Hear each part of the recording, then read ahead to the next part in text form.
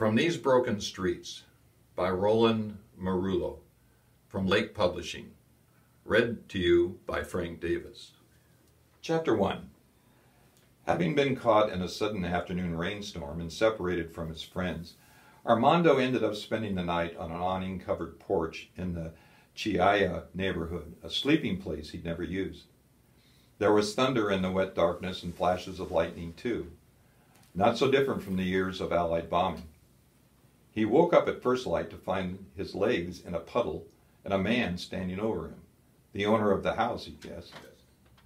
The man was as wide as a wine barrel, with thick arms and fat hands, an ugly mouth and short curly hair that came to a point low on his forehead. A silvery scar ran down the middle of his neck, and he reached down and lifted Armando to his feet, not gently, and held him there, wet, shivering, too close. "You pay rent here?" the man said, the scar on his neck bouncing with each word. Armando couldn't speak. His legs were shaking, his breath coming in gulps.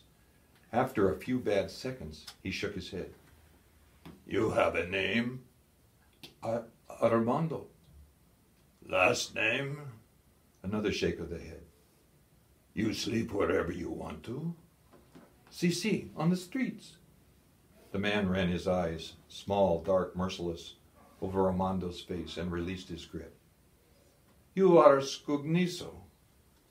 Armando nodded proudly of the label. Scugniso, street kid. He was slightly less afraid now.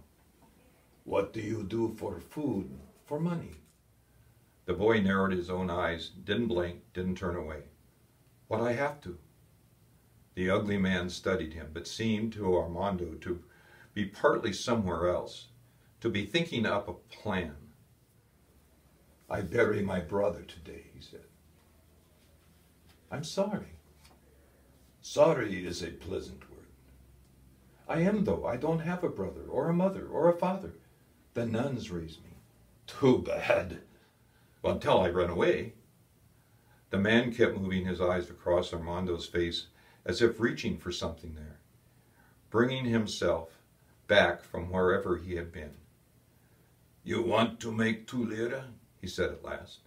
"Si, certo." "Wait then, don't move." Legs wet, his ragged shoes soaked, the awning dripping behind him, and a line of cold nervousness running up and down his spine, Armando watched the man disappear into the house. He thought of running, but he was too proud to run. His stomach hurt from hunger, and 2 lire would buy him and his friends enough food to fill them up for a day or more. When the man returned, he was holding a parcel the size of a loaf of bread. It was wrapped in brown paper and tied with yarn. "You know the Spagnoli neighborhood?" "Si." "Take this there.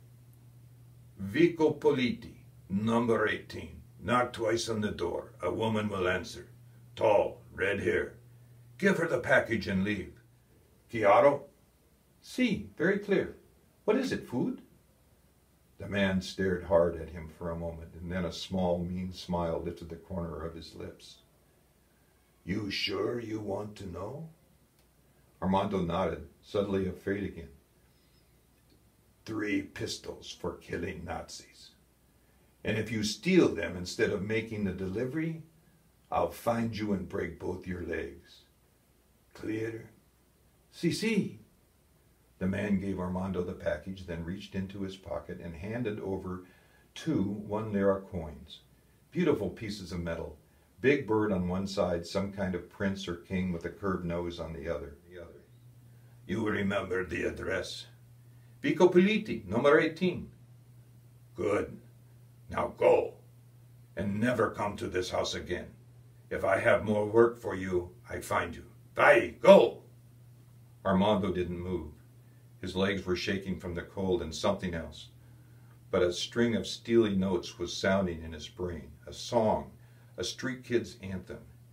"You know my name," he heard himself say in a steady voice, "but I don't know yours." For a few seconds he thought he'd ruined everything. The wide man was looking down on him, still as a closed garage door, not happy, The tiny smile was gone. "So," he said at last, very quietly and slowly, as if it were an incantation. "So for me. Now go before I break you in half." Chapter 2. A cloud of foreboding hovered around Colonel Walter Scholl as he climbed the steps of the German army headquarters in the south of Rome. He adjusted the monocle on his left eye, something he wore only for important occasions. The office to which he'd been summoned, to meet with none other than Field Marshal Albert Kesselring, commanding officer of all German forces in Italy. It meant a climb of 5 stories, the ascent made on wide marble steps, slightly worn at their centers. He was in good condition. The climb was no problem. The problem was the summons itself, coming as it did only 4 weeks after a reprimand for personal behavior unbecoming an officer of the Reich. That reprimand had been issued not by Kesselring, but by a jealous major general in Rieti, where he'd recently been stationed, and it was a stain, shameful but small, on what had otherwise been an exemplary military career. Straightening the jacket on his uniform as he went, Scholl wondered whether this meeting would be disciplinary in nature or something else. For a long time now, since his triumphant return from the Norwegian campaign in the late 1940s, he was wounded in the Battle of Narvik. He'd been anticipating a promotion. Perhaps the day had finally arrived. He reached the top of the staircase, brushed a tiny crumb of bread from his left sleeve, presented himself at the desk in the outer office, and did his best to conquer a small facial twitch, a tic that had afflicted him of late. Kesselring had been awarded the Knight's Cross of the Iron Cross, with oak leaves, swords, and diamonds. A giant among men and a personal favorite of the Fuhrer. The annoying tic, how Scholl despised it, was acceptable, then understandable. Anyone would be nervous before meeting such a man. Kesselring summoned him with a single word. "Eintreten." Scholl stepped into a high-ceiling office with elegant white molding, tall curtained windows, an enormous desk. He stood before the desk and saluted. Kesselring sat there, a handsome man, wide lips, alert eyes, a sense of dignity about him. Scholl had never seen the field marshal without his hat and was surprised to realize that Kesselring was balding on top. Still a good-looking man, Luftwaffe veteran of the First War, now with the weight of an entire occupied nation on his shoulder, the field marshal gestured with one hand to a chair, red upholstered, that would have been more at home in the parlor of a Viennese socialite than the office of a commander. "At ease, Colonel. Sit." "We have a situation," Kesselring began. Scholl swallowed, perhaps too obviously, trying to maintain his composure. If the Rieti fiasco had been referred to as a situation, he was in trouble. Assignment to the Russian front wasn't out of the question, and from what he'd heard since the surrender at Stalingrad in February, things hadn't been going well on the steppes. After straightening the papers on his desk in an absent-minded way, Kesselring looked up and said, "Do you know Naples at all?" "Only by reputation, sir. After Narvik, I've been assigned to Rieti." "Quiet there?" "Fairly quiet, Herr Field Marshal. Some bombing." Kesselring flexed his cheek muscles as if irritated and ran his eyes across Scholl's face, the medals on his chest, the placement of his hands on the armchair. "Naples will soon fall into enemy hands." "But how can it be?" Scholl let out. "A huge error." Kesselring was already smirking. He'd taken it personally. A major city under the control was being lost to the Allies. Scholl bit down hard on the inside of his mouth. "It simply is. To complicate matters, the citizens are unruhig, restless. You've never been?" Scholl shook his head, afraid to speak another word. "A dirty hovel, ragged, poor, lawless. The Allies have been bombing it steadily for 3 years, and now, soon enough, they'll inherit it." It was a personal discussion then. Had nothing to do with his reprimand. Despite his foolish remark, Scholl felt a wave of ease, almost confidence, move through him. Kesselring blinked once, slowly.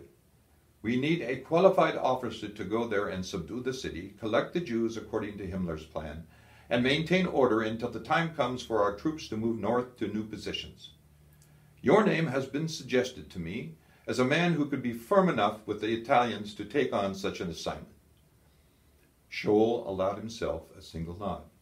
A promotion, then, a new opportunity. I've assigned you an aide who's been there for some weeks, Captain Nitzerman, and a driver from our fleet here, also somewhat familiar with the place. Flying into the city has become complicated, so he'll drive you down there without delay. This afternoon, 200 kilometers. Do whatever you have to do in order to maintain a degree of subservience. Kesselring closed his eyes for several seconds, tiredly, Scholl thought, then opened them.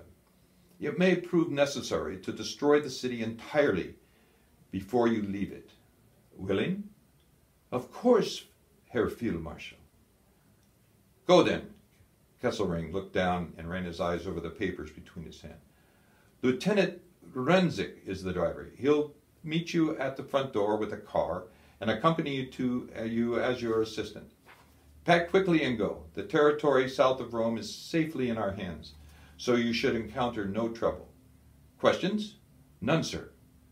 Go then. If difficulties arise, use your own initiative. Scholl had to restrain himself from offering thanks. He waited a moment to be certain the interview was finished, then stood and saluted with a Heil Hitler! He turned sharply on his heel, marched through the outer office, and trotted down the 5 flights. A promotion in charge of an entire city. Use your own initiative, the field marshal had said. Maintain subservience. So much for the whims of a jealous major general. So much for a transfer to the Russian front.